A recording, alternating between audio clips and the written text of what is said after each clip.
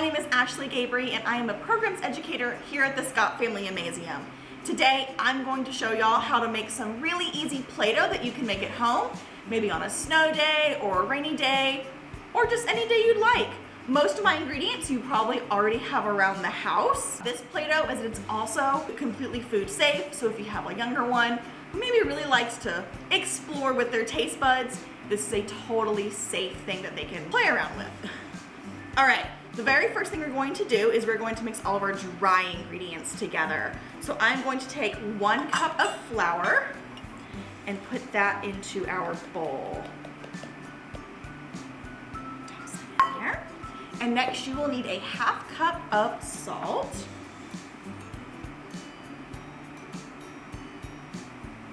Alrighty. 2 tablespoons of cream of tartar. That's 1 and 2. Alright, I'm going to give that a quick mix just so everything is nice and combined. Then I'm going to add 2 tablespoons of vegetable oil. Now, if you don't have vegetable oil, coconut oil will also work just as well. You'll just need to make sure that it has been melted and it's nice and liquidy.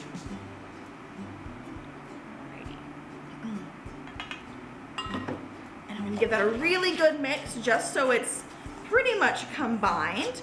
It's going to look kind of clumpy, but that is okay. Because next, we're going to be adding some boiling water. Now, I have boiled my water here in a kettle. You can boil it on the stove. Any way that works. And I usually start out with just a little bit under a cup, so about 3/4 of a cup of water. You can always add more if you'd like, but I like to make sure I don't have too much, otherwise your Play-Doh might get a little soupy. So I'm going to pour my water into here. I've got about 3/4 of a cup. And into my water, I'm actually also going to go ahead and add my food coloring. Now you can use food dye, you can use like powdered drink mixes, work really well too. Anything you would like. You can also add spices for like a cool scent or even some oils, whatever you would like to do. And then we're gonna mix this really good first with a spoon so that the water can cool down. But once it gets cool enough, we'll get to a point where you can knead it with your hands.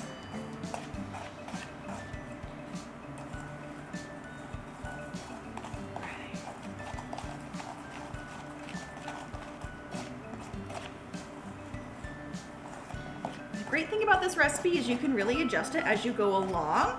So it looks like mine might be a little bit too watery, and that's okay. So I'm going to add just a little bit more flour. Really good stir.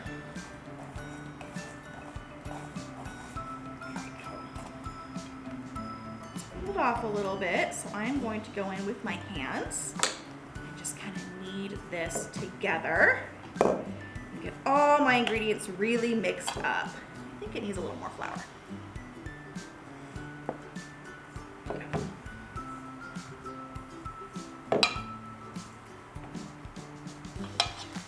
Another fun thing about this particular recipe is that this Play-Doh is conductive, so you can use batteries or alligator clips or some little LED lights, and you can make some really cool circuits. That's one thing that I like to do with my Play-Doh. All right, now I have a really soft one here. If I wanted it a little bit firmer, I could probably add some more flour. Some nice soft Play-Doh here, and you can store this in an airtight container, a Ziploc baggie, and it will stay for quite a while. But eventually you might have to make some more. Right. Thank y'all so much for making some Play-Doh with me. I would love to hear about any cool Play-Doh creations that you make. Thank you so much.